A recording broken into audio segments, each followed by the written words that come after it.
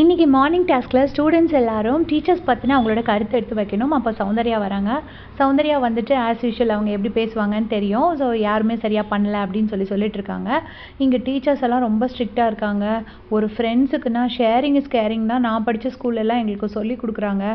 So நான் வந்து ஊட்டி விட்டால் கூட இங்கே இந்த பிரின்ஸிபல் மேடம் அது கூட தப்புன்னு சொல்கிறாங்க அப்படின்னு சொல்லிட்டு, அதாவது ராயனுக்கு ஊட்டி விட்டுருப்பாங்க போல இருக்கு. ஊட்டி விட்டால் கூட தப்புன்னு சொல்கிறாங்க. நாங்கள்லாம் அப்படி ஒன்றா இருந்து தான் பழகியிருக்கோம்.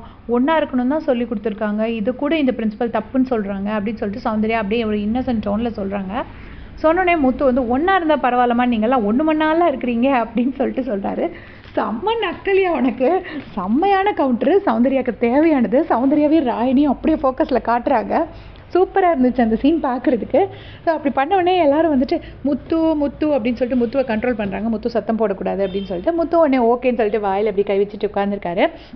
அப்போ வந்துட்டு பார்த்தீங்கன்னா மஞ்சரி சொல்கிறாங்க, எல்லாருக்கும் செல்ல பிள்ளையாக தான் நீ ஒன்று இருக்க சொல்லியிருக்க, நீ என்னடா தொல்லை பிள்ளையாக இருக்கிற அப்படின்னு சொல்லிட்டு அவங்களும் கிண்டல் அடிக்கிறாங்க.